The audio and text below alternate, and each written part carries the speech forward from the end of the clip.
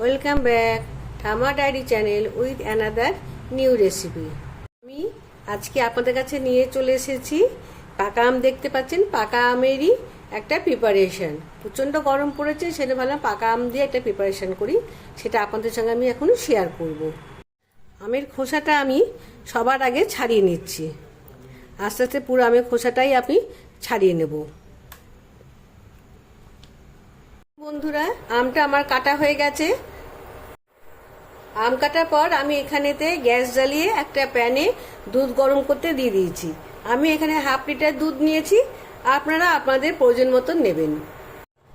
দুধটা এখানে একটু ফুটে উঠুক ভালো করে, দুধটা একটু গাঢ় হবে। আমি এই আমটাকে একটু ব্লেন্ড করে নিয়ে আসছি, মিক্সিতেই আমি ব্লেন্ড করব। দুধটা ফুটছে, আমি এই সময় ফ্লেমটা দেখুন একটু কমিয়ে দিয়েছি। এদিকে একটা কাপের মধ্যে আমি 2 চামচ কাস্টার্ড পাউডার নিয়ে আমি গুলে নিয়েছি।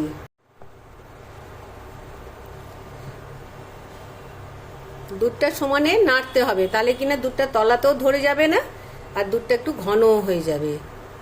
ফোটানো দুধের মধ্যে এই চামচের হাফ চামচ আমি স্টিভিয়া দিয়ে দিচ্ছি, কারণ স্টিভিয়াটা চিনির থেকে কম ক্ষতিকর। স্টিভিয়া খেলে অতটাও ক্ষতি হয় না যতটা কিনা চিনি খেলে হয়। এবার আপনারা ইচ্ছে করলে আপনাদের স্বাদ মতন চিনি দিতে পারেন। এটা কিন্তু আমের মিষ্টিটার উপর ডিপেন্ড করছে কতটা কি চিনি দেবেন। আমটা আমার মিষ্টি আছে, সেজন্য আমি স্টিভিয়াটা অতটুকুনি রাখলাম। বন্ধুরা, আপনারা কি কিছু গেস করতে পারলেন আমি এটা কি বানাচ্ছি? কি বলছেন, আম ক্ষীর? না না, আম ক্ষীর না, দেখুন না শেষ পর্যন্ত কি হয়। এরপর আমি এর মধ্যে মিশিয়ে দিচ্ছি গুলে রাখা কাস্টার্ড পাউডার। এটাকেও খুব ভালো করে দুধের সঙ্গে দেখুন মিশিয়ে নিচ্ছি।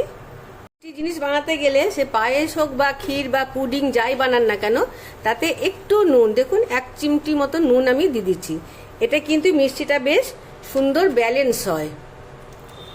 দুধের মধ্যে চিনি তারপরে নুন সব সুন্দর করে মিশে গেছে। এবার আমি দিয়ে দিচ্ছি দুধটার মধ্যে দিয়ে দিচ্ছি ব্লেন্ড করে রাখা আমটা। আমটা দিয়ে আমি খুব ভালো করে দেখুন মিশিয়ে নিচ্ছি।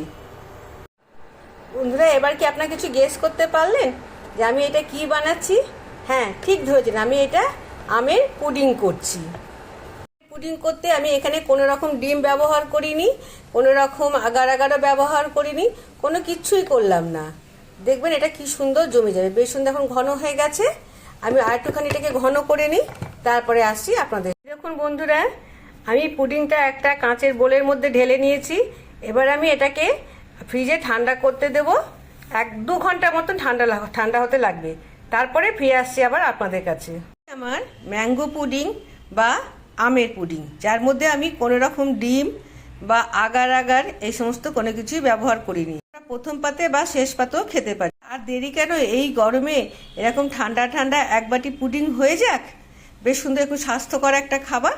আপনাদের কোথাও কিছু ভালো লেগে থাকে তাহলে প্লিজ চলে যাবেন না, একটা লাইক, একটা সাবস্ক্রাইব এবং কমেন্ট করে আমাকে জানাবেন যে কেমন লাগলো। তাহলে আসছি বন্ধু, দেখা হচ্ছে আগামী কোনো রেসিপির সঙ্গে। টাটা।